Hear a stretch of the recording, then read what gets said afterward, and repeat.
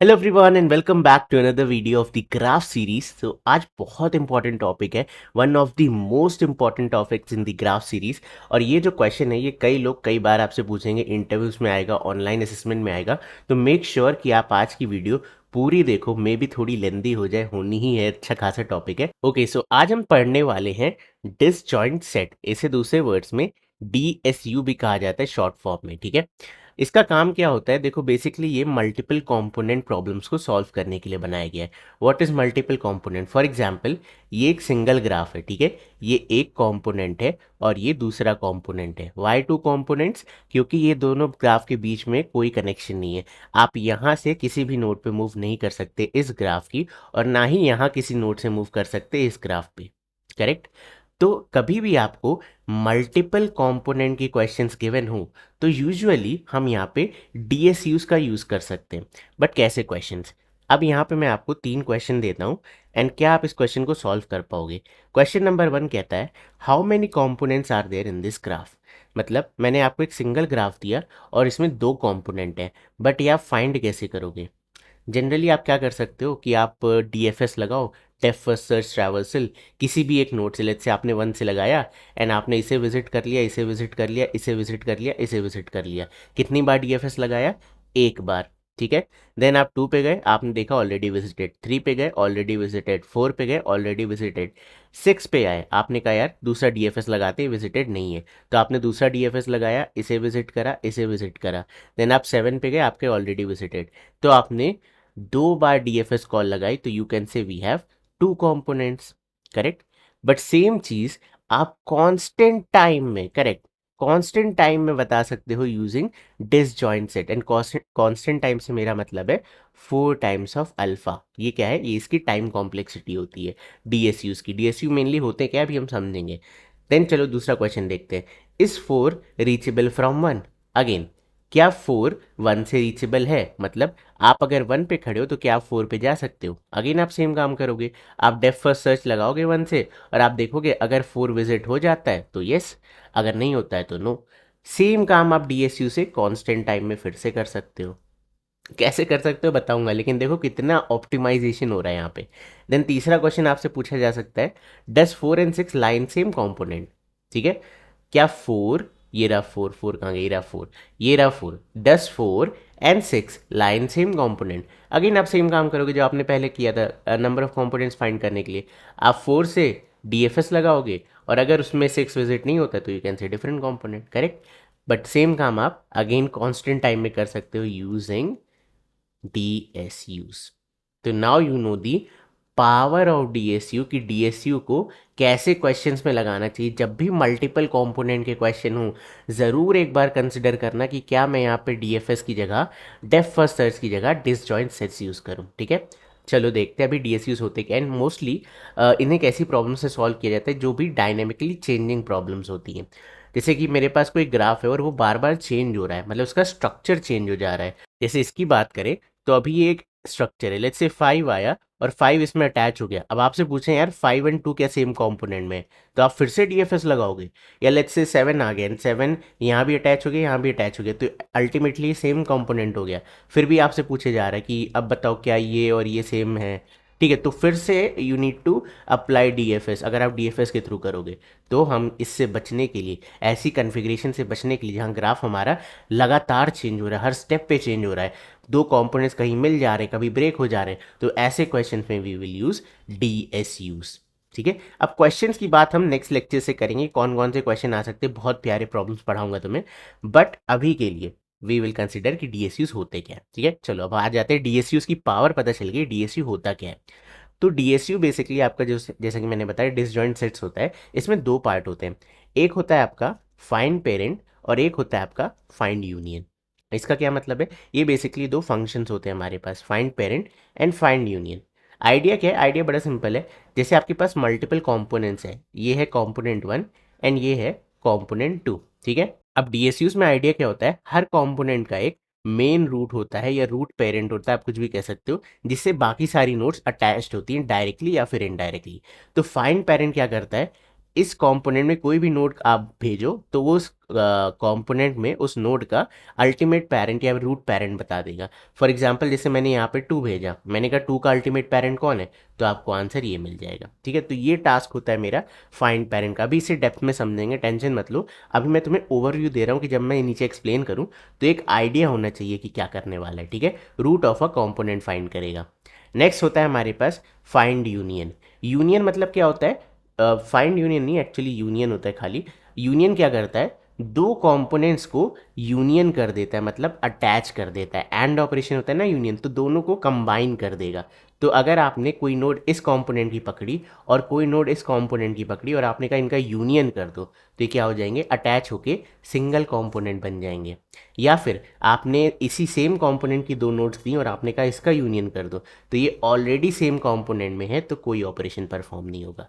तो ये आइडिया होता है यूनियन का। ठीक है, connect two components.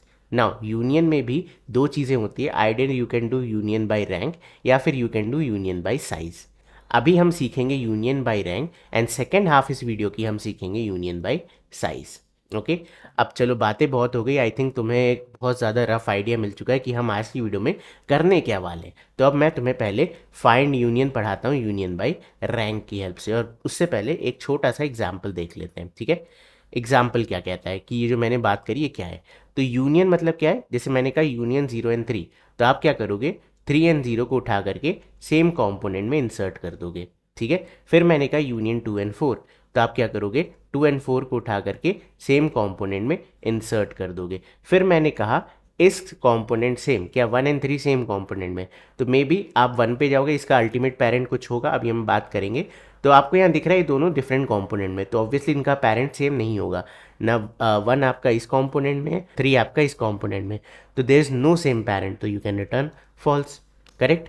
Then union 0 and 1, तो अब 0 यहाँ पे 1 यहाँ पे, तो आपने 1 को लेकर के इसी कंपोनेंट में डाल दिया, ये कंपोनेंट अब डिलीट हो गया।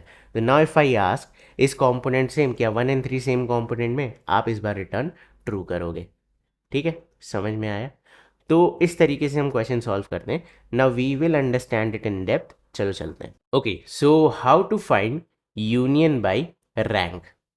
तो इसके कुछ स्टेप्स होते हैं, वो स्टेप मैं आपको बताऊंगा। तो मैंने कहा आपको कि यूनियन आप दो तरीके से निकाल सकते हो, एक है रैंक, एक है हाइट। रैंक का मतलब क्या होता है, रैंक का मतलब जैसे नॉर्मल रैंकिंग क्या होती है कि किसी की रैंक किसी से बड़ी आ गई, किसी की रैंक किसी से छोटी आ गई, या दो रैंक सेम है। तो बेसिकली कोई कंपोनेंट रैंक में अगर किसी कंपोनेंट से बड़ा है तो उसकी रैंक बड़ी होगी, छोटा है तो उसकी रैंक छोटी होगी, सेम है तो उसकी रैंक सेम होगी। इनिशियल कॉन्फ़िगरेशन क्या होता है यूनियन बाय रैंक को कोड करने के लिए, कि आपको दो एरे की हेल्प लेनी पड़ती है, एक है रैंक एरे और एक है पेरेंट एरे। इनिशियली जितने भी आपके पास नोड है, इस एग्जाम्पल में मैंने 6 नोड्स लिए 0 to 5, तो मेरे दोनों एरे की साइज कितनी होगी, 6 के बराबर होगी।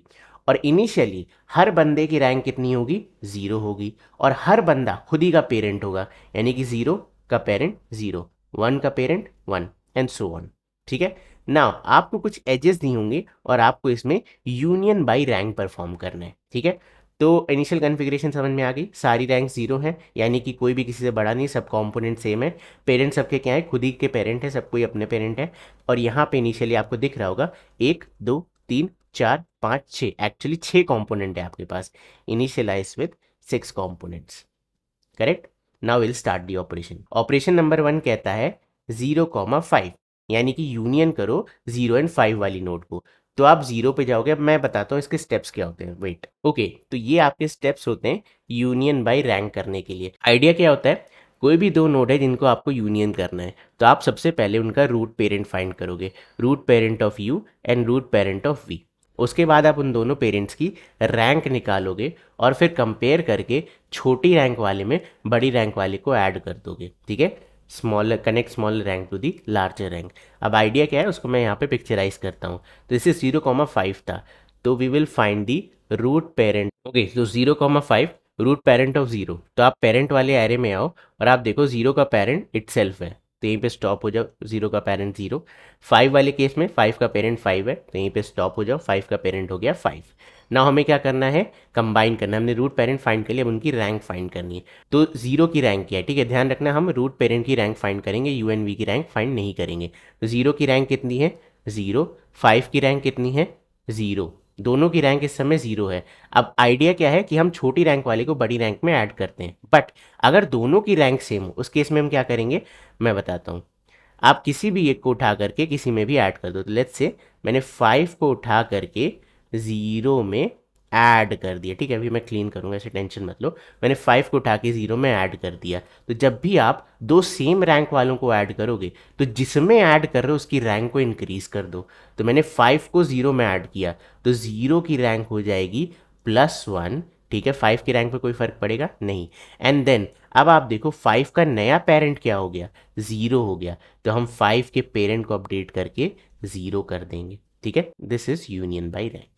अभी समझेंगे और अच्छे से, let me clean this. Okay, so देखो एक ऑपरेशन हो गया। नेक्स्ट चलते हैं। नेक्स्ट कह रहा है 3,4। अब मुझे यूनियन करना है 3,4 का। तो ये रहा 3, ये रहा 4। अब सबसे पहले रूट पेरेंट फाइंड करते हैं। तो रूट पेरेंट ऑफ 3 क्या होगा, रूट पेरेंट ऑफ 3, पेरेंट वाले एरे में आओ। 3 का पेरेंट है 3 इटसेल्फ, तो हम कह सकते हैं 3। 4 का पेरेंट कौन है, 4 का पेरेंट है 4 इटसेल्फ, तो वी कैन से 4। करेक्ट। ना हमें क्या करना है, 3 एंड 4 की रैंक्स निकालनी है। 3 की रैंक क्या है 0, 4 की रैंक क्या है 0। दोनों की रैंक फिर से सेम है, आप किसी में किसी को भी ऐड कर सकते हो। मैं 3 में 4 को ऐड कर दे रहा हूँ, तो आई कैन से, अभी मैं इसे क्लीन कर दूंगा। 3 में मैंने 4 को ऐड कर दिया, ठीक है। नाउ मैंने क्या किया, दोनों रैंक सेम थी, तो दोनों रैंक सेम है तो जिसको जिसमें ऐड किया है उसकी रैंक बढ़ेगी। तो मैंने 4 को 3 में ऐड किया है, तो कहाँ जाएंगे, 3 में जाके रैंक को कर देंगे +1। करेक्ट। क्या 4 में कोई फर्क पड़ेगा, नहीं, 4 की रैंक में कोई फर्क नहीं पड़ेगा, बट 4 का पेरेंट चेंज हो जाएगा। अब 4 का पेरेंट क्या हो गया 3। करेक्ट। तो हम यहाँ पे जाएंगे और 4 के पेरेंट को अपडेट करके 3 कर देंगे। Done. Late me clean this. Next operation क्या कह रहा है, यूनियन करना है 1,2 का, ठीक है। तो ये रहा 1, ये रहा 2, इसके अल्टीमेट पेरेंट्स फाइंड करते हैं। सो रूट पेरेंट ऑफ 1 क्या हो जाएगा, रूट पेरेंट ऑफ 1, 1 का पेरेंट खुद 1 है, ठीक है। 2 का पेरेंट क्या हो जाएगा, 2 का पेरेंट खुद 2 है। तो मुझे 1 एंड 2 मिल गए एज रूट पेरेंट्स। अब मुझे इनकी क्या करनी है, रैंक निकालनी है। 1 की रैंक देखो 0 है, 2 की रैंक क्या है 0 है। दोनों की रैंक इस समय सेम है, तो जब रैंक सेम होंगी हम क्या करेंगे, किसी को किसी में भी ऐड कर देंगे, बट जिसमें ऐड कर रहे हैं उसकी रैंक बढ़ाएंगे, जिसको ऐड कर रहे हैं उसका पेरेंट चेंज करेंगे। करेक्ट। तो हम क्या करेंगे, 2 को 1 में ऐड कर देते हैं, ठीक है। 2 को मैंने ऐड कर दिया 1 में, ठीक है। 2 हो गया डिलीट। 2 का नया पेरेंट क्या हो गया 1, ओके। एंड 1 की रैंक अब क्या हो गई, बड़ी हो गई, ठीक है। तो रैंक का मतलब आपको समझ में आ रहा होगा कि कोई नोड अब बड़ा हो गया है, this is a bigger tree than 2, तो उसकी रैंक बढ़ गई, राइट। एंड 2 वाला तो बचा ही नहीं। Okay, late me clean this. Okay, next operation perform करते हैं, दैट इज 5,2। ओके, 5,2 क्या कह रहा है, again find the root parents of 5 and 2। So let's see 5 का पेरेंट है 0, बट हमें रूट पेरेंट निकालना है, तो हम 0 पे जाएंगे। 0 का पेरेंट है 0, तो वी कैन स्टॉप, हम कह सकते हैं 5 का रूट पेरेंट है 0, ठीक है। जब तक सेल्फ पेरेंट ना मिल जाए तब तक आपको ऑपरेशन करते रहना है। इससे पहले हमारे केसेस में सब सेल्फ पेरेंट थे। अब यहाँ पे देखते हैं रूट पेरेंट ऑफ 2, ठीक है। तो फिर से 2 पे आते हैं, 2 का पेरेंट है 1, 1 पे आएंगे तो 1 का पेरेंट खुद 1 है, तो we can say root parent is 1, ठीक है। आइडिया सिंपल है। नाउ नेक्स्ट स्टेप क्या है, find rank of root parents. Okay, तो रैंक ऑफ 0 आपकी क्या है, रैंक ऑफ 0 है 1, रैंक ऑफ 1 आपकी क्या है, रैंक ऑफ 1 है आपकी 1। दोनों की रैंक फिर से क्या है, सेम निकल आई। तो मैं क्या करूंगा, किसी को किसी में भी ऐड कर दूं, ठीक है। तो मैं क्या करूंगा, मैं 1 को उठा के 0 में अटैच कर दूंगा, ठीक है। तो मैंने 1 को उठाया एंड 0 में अटैच कर दिया। तो आप देखो यहाँ आ गया 1, यहाँ आ गया 2। Okay, I will clean it and हम इसे हटा देंगे।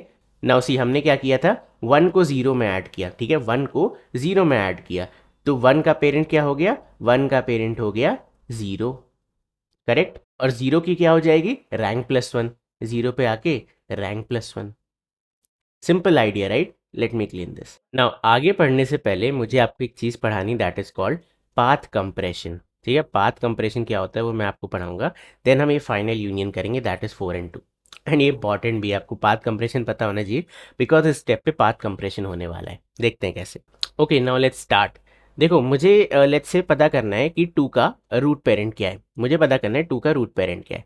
तो मैं आइडिया क्या यूज़ करूंगा, मैं 2 से जाऊंगा 1 पे, ठीक है। अब मैं 1 से जाऊंगा 0 पे, अब मुझे पता चलेगा कि 0 खुद का ही पेरेंट है, तो वी विल स्टॉप। मैंने तो तुम्हें बताया कि आप ऊपर जाते रहो, पेरेंट पे जाते रहो जब तक सेल्फ पेरेंट ना मिल जाए।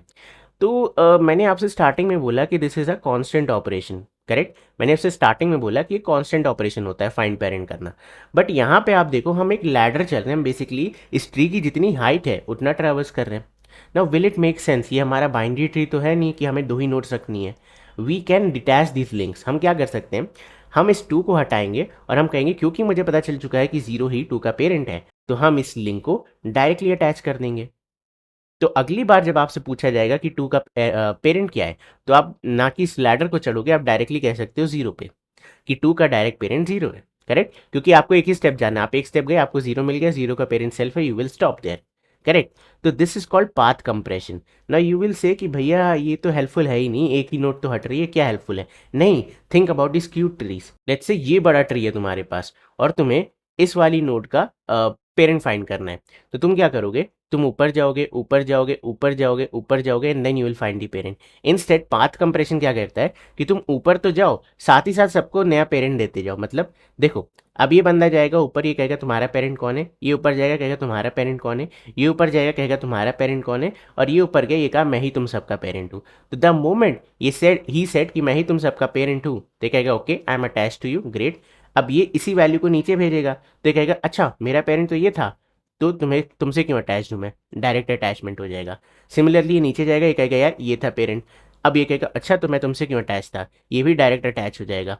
ठीक है, फिर ये क्या रिटर्न करेगा, ये भी रिटर्न करेगा सेम चीज़, तो कहेगा अच्छा तो मैं तुमसे क्यों अटैच था, यही हो गया मेरा पेरेंट। तो आप देखो हमने पाथ कंप्रेशन के थ्रू एक नोड नहीं सारी नोड्स को अलाइन कर दिया। तो आपका नया ट्री कैसा बनेगा? एक सेंटर, ये रूट, ठीक है, एंड देन 1 2 3 4, 4 चाइल्ड, 1 2 3 4।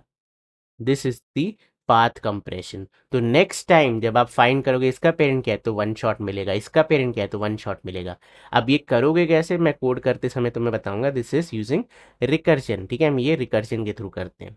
ठीक है, अब मैंने तुम्हें ये इन बिटवीन क्यों बताया, क्योंकि यहाँ पे हम पाथ कंप्रेशन यूज करेंगे। चलो तो लेट्स कम बैक। अब मुझे यूनियन करना था 4, 2 का। ठीक है, so let's find the root parent of 4 and root parent of 2। तो 4 का पेरेंट क्या है?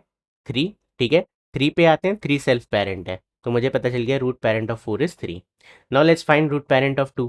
ठीक है, सो 2 की बात करें, 2 का पेरेंट है 1। 1 की बात करें, 1 का पेरेंट है 0। 0 की बात करें तो 0 का पेरेंट खुद 0 है, तो सेल्फ पेरेंट मिल गया। जैसे सेल्फ पेरेंट मिले वहीं रुक जाना है, तो we can say 0, as you can see here also. Correct.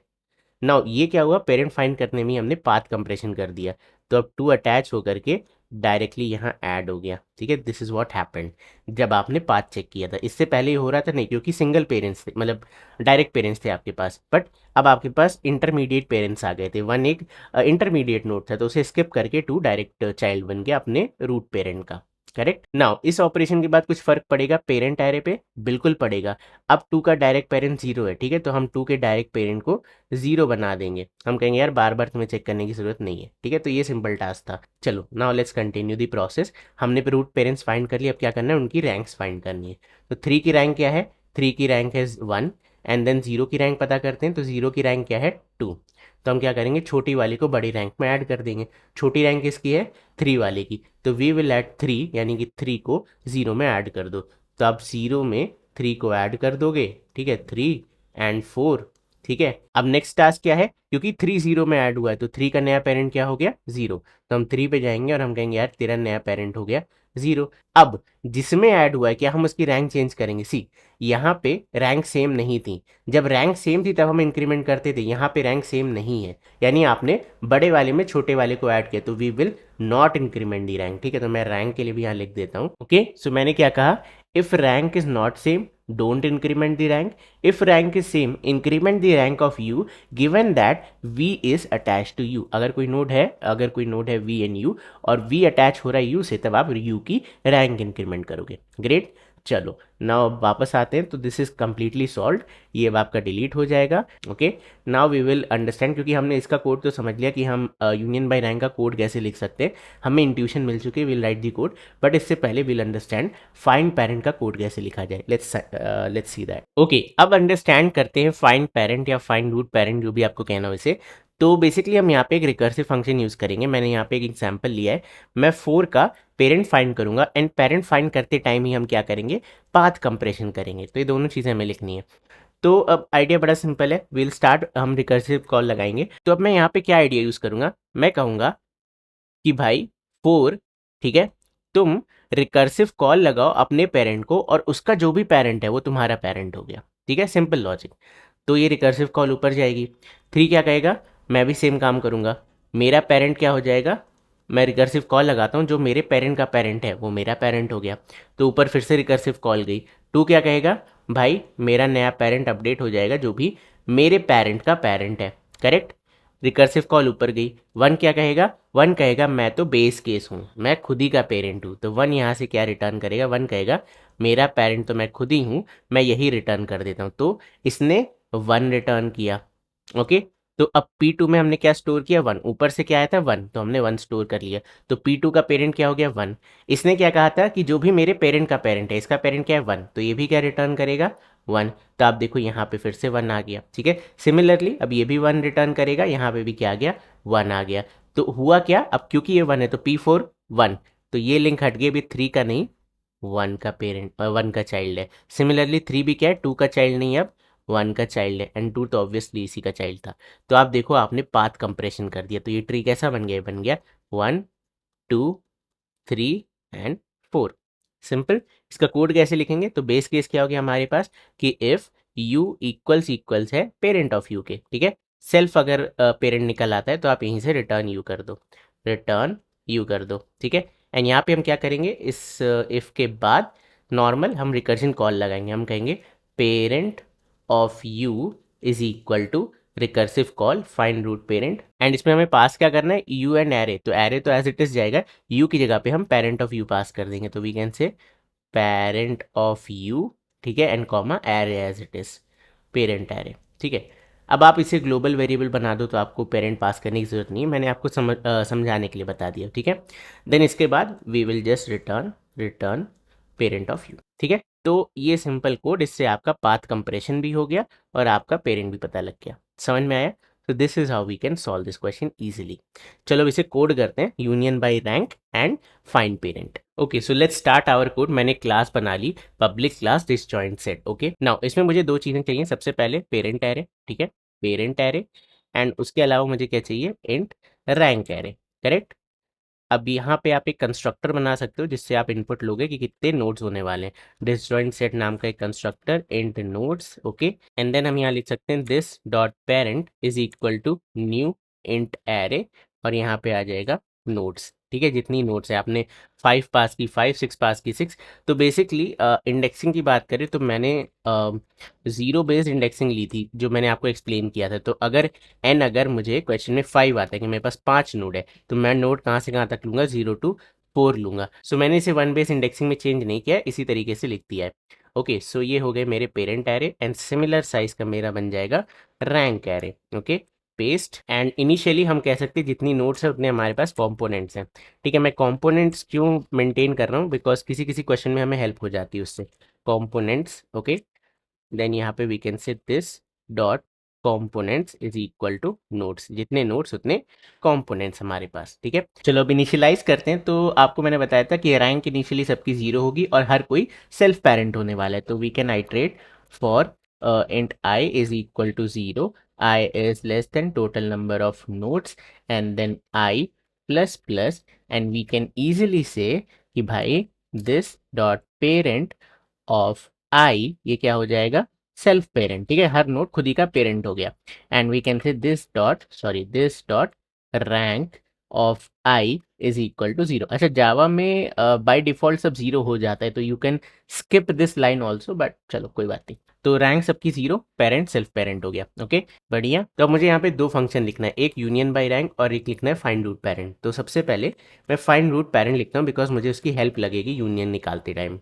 तो public int find root parent, okay, and then we can say हम यहाँ पे एक नोड पास कर देंगे जिसका मुझे पेरेंट निकालना है। मैंने एरे यहाँ पे पास नहीं किया, आप चाहो तो पास कर सकते हो, बाकी ग्लोबली अवेलेबल है तो मैं उसे यूज कर लूंगा, ठीक है। नाउ आई कैन से कि इफ नोड इक्वल्स है पेरेंट ऑफ नोड के, ठीक है, तो ये हमारा बेस केस हो गया, तो return node from here. And इसके बाद हम क्या करेंगे, हम कहेंगे parent of node is equal to, recursion call लगाओ, फाइंड पेरेंट, और यहाँ पे पास कर दो parent of node, parent of node, ठीक है, simple. And then we can return parent node, parent node, बढ़िया, ठीक है। तो यहाँ पे पाथ कंप्रेशन हो गया, this step is what, path compression step. Okay, तो चलो इसे मिनिमाइज करते हैं। Now finally union by rank, तो पब्लिक वॉइड यूनियन ठीक है, यूनियन बाय रैंक, ठीक है, यूनियन बाय रैंक। एंड हम इसमें पास करेंगे दो नोड, तो we can say node one and int node two. आप यू एन वी लिखना चाहते हो तो यू एन वी भी लिख सकते हो, ठीक है। ओके, स्टेप नंबर वन क्या था, फाइंड दी रूट पेरेंट। तो we will find the root parent first, जिसके लिए हमने ऊपर एक मेथड भी लिख रखा है, ठीक है। तो we can say int root parent one. Okay, node one का रूट पेरेंट क्या होगा, तो we can call this function find root parent, इधर पास कर देते हैं node one. Okay, and then we can copy this and find root two. Copy paste root parent two क्या हो गया, टू का पेरेंट। ओके, नाउ हमने दोनों का रूट पेरेंट निकाल लिया। अब मुझे एक बात बताओ, आप दो नोड को यूनियन करने आ रहे हो, अगर वो सेम कंपोनेंट में तो यूनियन नहीं करोगे। सेम कंपोनेंट मतलब उनके पेरेंट सेम है, तो वी कैन से कि if root parent of one equals है रूट पेरेंट ऑफ टू के, इसका मतलब वो ऑलरेडी सेम कंपोनेंट में है, इसे आप रिटर्न कर जाओ। अदरवाइज अब यहाँ पे आप क्या करोगे, ऑब्वियसली उसे एक कंपोनेंट में लाओगे। तो इनिशियली लेट्स से आपके पास पांच कंपोनेंट थे, अब दो कंपोनेंट यहाँ पे कंबाइन हो रहे हैं, तो अब कितने कंपोनेंट बचे, चार बचे। एक मर्ज हो गया ना, दो आपस में मर्ज होके एक बन गए। तो वी कैन से हम यहीं पे कंपोनेंट्स माइनस माइनस कर सकते हैं, ठीक है। ध्यान रखना ये कंपोनेंट्स कई लोग आपको नहीं बताते मेंटेन करना, बट मैं इसलिए बता रहा हूँ क्योंकि कई क्वेश्चन में यूज़ होता है। तो ठीक है, इस तरीके से हम कंपोनेंट बता सकते हैं। तो यहाँ पे मैंने कंपोनेंट इनिशियलाइज किया था, कंस्ट्रक्टर में बोला था जितनी नोड उतने कंपोनेंट, और जैसे जैसे हम यूनियन करते जा रहे हैं उस कंपोनेंट को माइनस करते जा रहे हैं, ठीक है। एंड फाइनली अगर आपके जितने नोड्स थे ग्राफ में सारे एक कंपोनेंट में आ जाएंगे तो कंपोनेंट की वैल्यू वन हो जाएगी, ये ध्यान रखना। Okay, great. चलो, तो नेक्स्ट टास्क मुझे क्या करना है ना, यहाँ पे कंडीशंस हो सकती हैं। पहला काम हो गया रूट पेरेंट निकालना, नेक्स्ट काम क्या है, रैंक फाइंड करना। तो रैंक फाइंड करना बड़ा सिंपल है, we can use the rank array. तो हम डायरेक्टली लिख सकते हैं रैंक ऑफ, ठीक है, रूट पेरेंट वन। एंड दूसरा क्या था, rank of root parent two, ठीक है, रूट पेरेंट टू। अब इनमें केसेस आएंगे, तीन केसेस बनेंगे, इफ, एल्स इफ, ठीक है, एल्स इफ। एंड इसे कर लेते हैं copy paste, all right. And finally तीसरा केस दैट इज एल्स। तो ये तीन केस हमें हैंडल करने, कौन कौन से केस, मान लेते हैं रूट पेरेंट वन का रैंक छोटा है, या फिर else case root parent two का रैंक छोटा है, इसे ऐसे लिख लो, रूट पेरेंट टू का रैंक छोटा है रूट पेरेंट वन से, ठीक है। या फाइनल केस क्या है कि दोनों का रैंक इक्वल है। ना आइडिया क्या था, हम छोटे वाले को बड़े वाले में मर्ज कर देते हैं।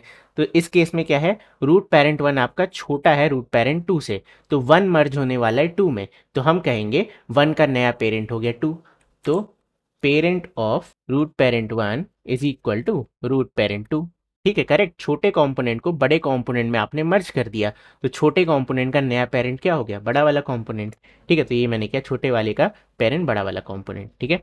एंड सेम चीज़ यहाँ कॉपी कर लेते हैं, कॉपी, एंड इधर कर दिया मैंने पेस्ट। तो यहाँ पे क्या हुआ, अब यहाँ पे छोटा कौन है टू और बड़ा कौन है वन, ठीक है। चलो, ये केस क्या था, जब दोनों का जो रैंक था वो डिफरेंट था। बट व्हाट इफ दोनों का रैंक सेम हो, सेम रैंक में क्या करोगे, तो लेट्स से मैं ये वाला केस ले लेता हूँ, ठीक है, कि मान लेते हैं दोनों सेम है, दोनों सेम है। तो मैंने उस केस में क्या किया, टू को वन में मर्ज कर दिया, तो टू का पेरेंट अपडेट हो गया एंड वन का रैंक बढ़ जाएगा। तो हम वन की रैंक यहाँ इंक्रीमेंट कर देते हैं, रैंक ऑफ, ठीक है, root parent one plus plus, ठीक है।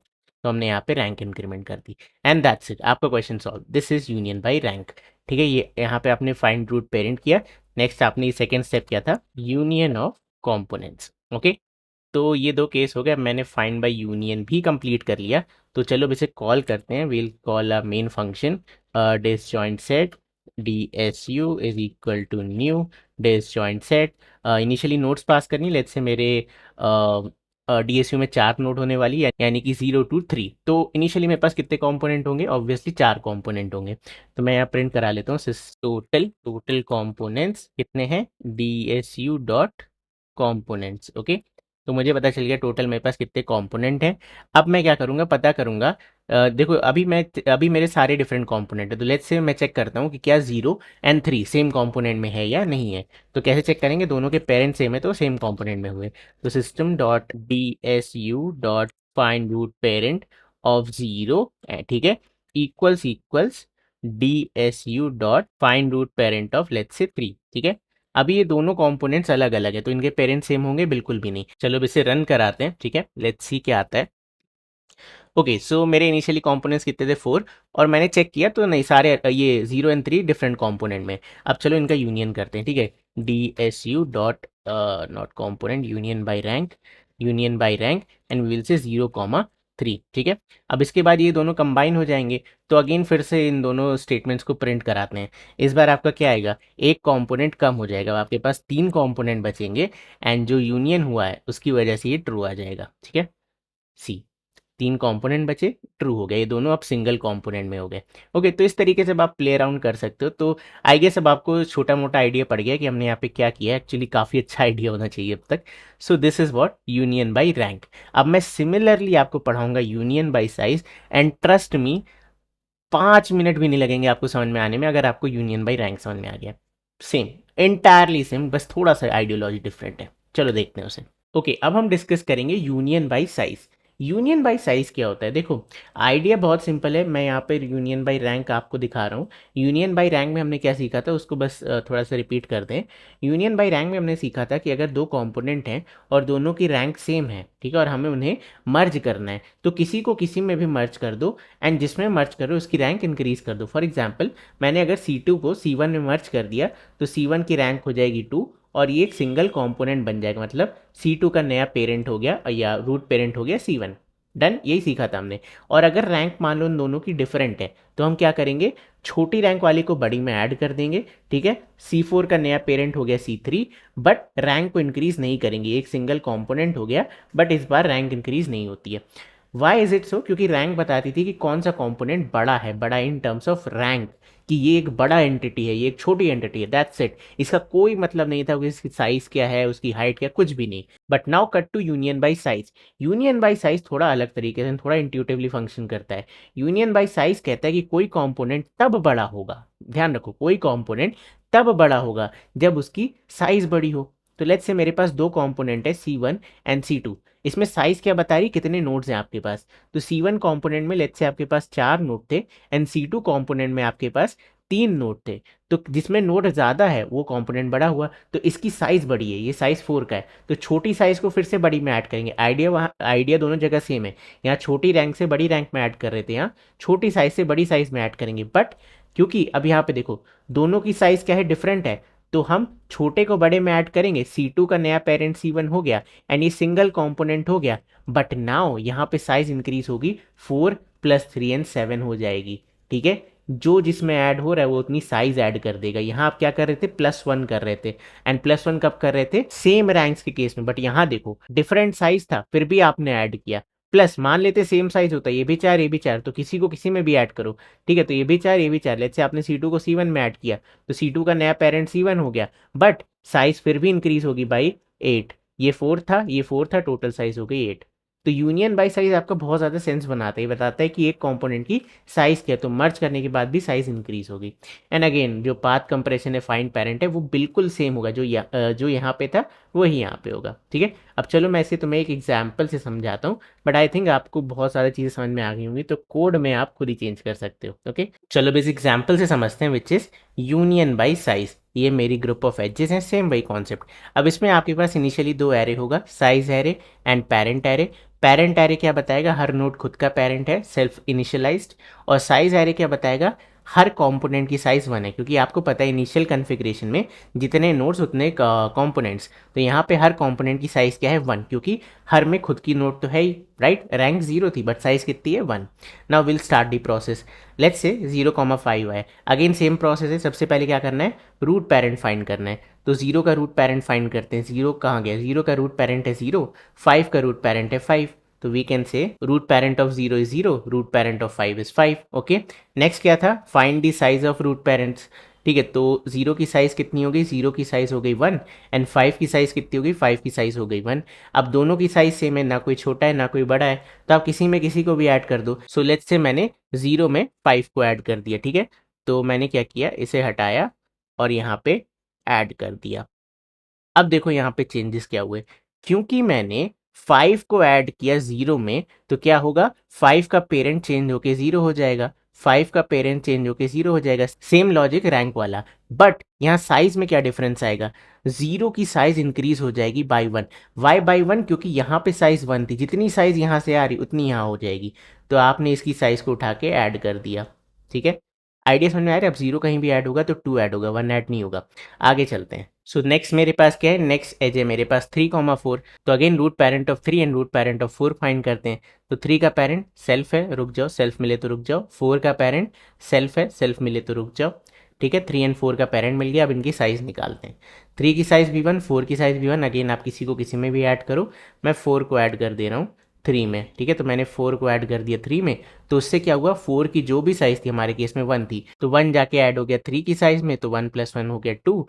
और 4 का पेरेंट अब 3 हो गया, तो वी कैन से 4 का न्यू पेरेंट इज 3।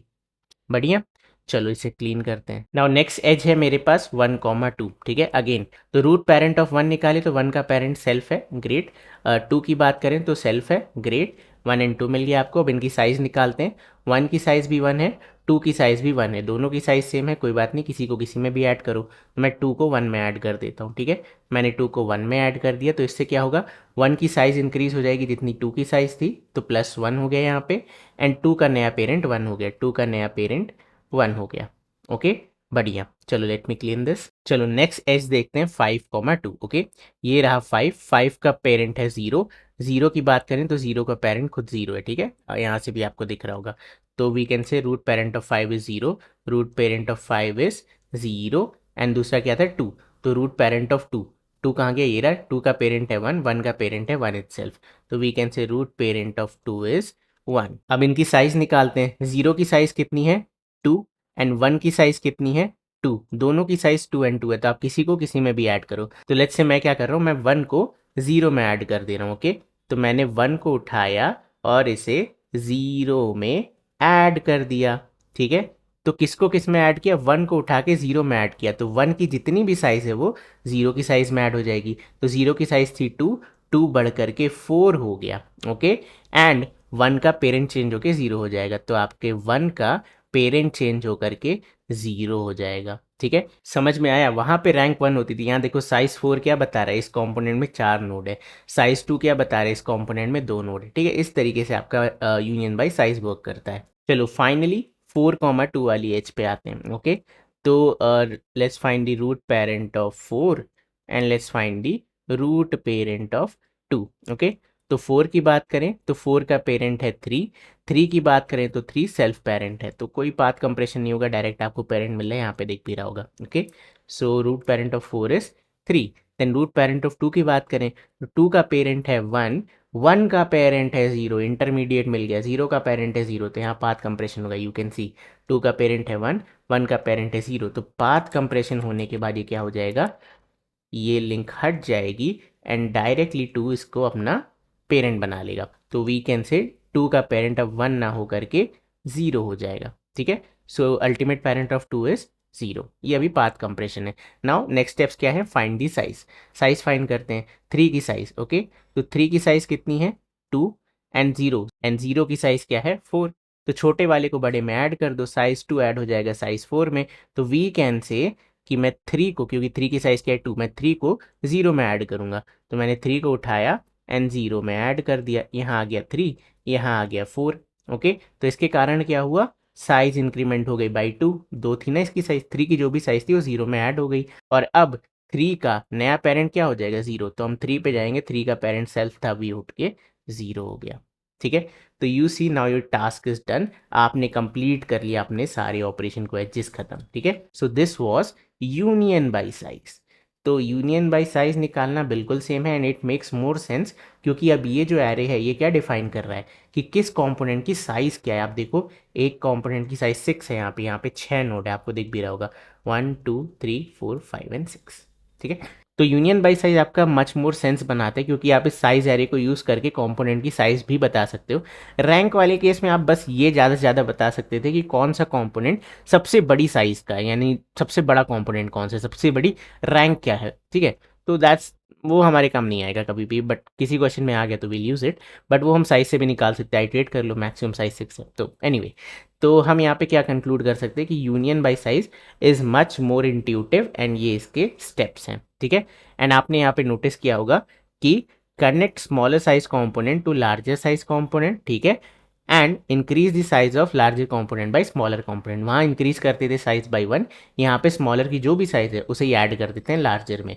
एंड अगर साइज सेम है दोनों कंपोनेंट की तो किसी को किसी में भी अटैच कर दो, but you have to increase the size at any cost. Okay, तो that is the only difference between rank and size. चलो इसे कोड करते हैं। ओके, तो मैं वापस आ गया अपने फंक्शन पे, तो I will just copy this union by rank, ठीक है, एंड मैं इसे यूनियन बाय साइज में चेंज करने वाला हूँ। Okay, let's increase it, union by size. Okay, अब यहाँ पे भी आपके पास दो नोड होगी। सबसे पहले आप रूट पेरेंट फाइंड करोगे, बिल्कुल सेम लॉजिक, सेम है, रिटर्न कर दो components minus minus. Now next part is union of components. अब इसके लिए मुझे रैंक नहीं साइज एरे की ज़रूरत है, ठीक है। तो अभी मैं ऊपर साइज एरे डिफाइन करूंगा, या रुको कर ही देते हैं। इसे साइज कर दो, इसे साइज कर दो, ठीक है, इसे भी साइज कर दो, ठीक है। एंड जहाँ पे हम प्लस प्लस कर रहे थे, हम यहाँ पे कहेंगे प्लस इक्वल रैंक नहीं साइज, ठीक है, साइज रूट पेरेंट टू, ठीक है। पहले साइज डिफाइन करके आते हैं, फिर ये बताता हूँ क्या किया यहाँ पे। ओके, सो इंट साइज, न्यू एरे बनाया, ठीक है। इसे अपने कंस्ट्रक्टर में इनिशियलाइज कर देते हैं। We can say this dot size is equal to new int, यहाँ पे आ गए आपके nodes. Okay, and then size में क्या होगा, 1 होगा। This dot size initialize with 1, initially सबकी साइज 1। फाइंड पेरेंट में कोई फर्क नहीं, क्योंकि फाइंड पेरेंट में हम पेरेंट एरे यूज करते हैं, ठीक है। यूनियन बाय रैंक तो ठीक है, उसे यूज ही नहीं करेंगे। Union by size, now let's come here. तो यहाँ पे मैंने क्या किया, मैंने कहा कि अगर साइज ऑफ रूट पेरेंट 1 छोटा है साइज ऑफ रूट पेरेंट 2 से, तो हम क्या करते हैं, छोटे वाले को बड़े में अटैच करते हैं। तो ऑब्वियसली छोटे वाले का जो पेरेंट है वो बड़ा वाला हो गया, एंड बड़े वाले की साइज इंक्रीज करेंगे, तो we have to increase the size. तो we will say size of root parent 2 is plus equal size of root parent 1। Root parent 1, root parent 1 की जो भी साइज है वो रूट पेरेंट 2 में जाके इंक्लूड हो जाएगी, करेक्ट। अब सिमिलर लॉजिक से यहाँ भी हम कहेंगे, क्योंकि यहाँ 2 छोटा था 1 से, तो हमने 2 के पेरेंट को 1 बना दिया और 1 की साइज को इंक्रीज कर दो। तो let's copy this and reverse it, paste, and we can say 1 की साइज को इंक्रीज कर दो बाई 2। अब यहाँ पे देखो, अ, तुम्हें अगर ध्यान दे रहे होगे तो ये देखो, ये सेम चीज़ें लिखी हैं। Root parent of 2 is equal to root parent of 1, root parent of 2 is equal to root parent of 1, and size plus equal same. तो आप चाहो तो आप इस इफ को यहाँ से हटा सकते हो, ठीक है। We can actually maintain else if. Okay, बिल्कुल सेम था। रैंक में क्यों हम तीन चीज़ें लिखते थे, क्योंकि वहाँ पे इक्वल वाले केस में हम साइज इंक्रीमेंट करते थे। यहाँ इक्वल है या इक्वल नहीं है, हम साइज हमेशा इंक्रीमेंट करें, सॉरी नॉट साइज, रैंक, वहाँ पे रैंक इंक्रीमेंट करते थे।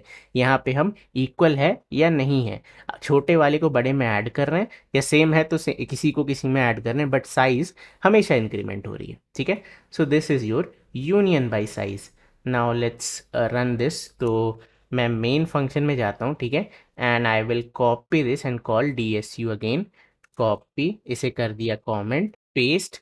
ओके, ध्यान रखना आप union by size and union by rank एक साथ नहीं यूज़ कर सकते, कोई एक ही यूज़ कर सकते हो।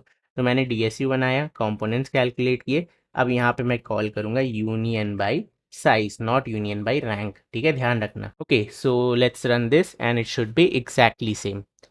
1 मिनट, देखो, total components 4 false, total components 3 true, यही हमारा पहले भी आया था, ठीक है। So that's it. I hope तुम्हें आज की वीडियो पसंद आई होगी, और अगर आई है तो क्या करना है, इस वीडियो को लाइक करना है, चैनल को सब्सक्राइब करना है। मैं मिलता हूँ तुमसे बहुत जल्द नेक्स्ट वीडियो में, जहाँ पे हम इसकी प्रॉब्लम सॉल्व करेंगे। एंड ये कोड ध्यान रखना, ये कोड याद रखना, ये कोड काफ़ी इंपॉर्टेंट है, और आपको बहुत सारे ऑनलाइन असेसमेंट्स में इसे जाके अब लिखना है, ठीक है। तो इसे याद रखना, एंड ये पीस ऑफ कोड आपको मेरे गिटहब पे मिल जाएगा, बट प्लीज़ खुद से ट्राई करो लिखने का, ठीक है, क्योंकि मैंने सारी चीज़ें आपको अच्छे से एक्सप्लेन करी हैं। तो I think you can write it on your own, कोई इशू नहीं आना चाहिए आपको। चलो, तो ये था आज की वीडियो में, मैं मिलता हूँ आपसे बहुत जल्द नेक्स्ट वीडियो में, तब तक के लिए बाय बाय, टेक केयर।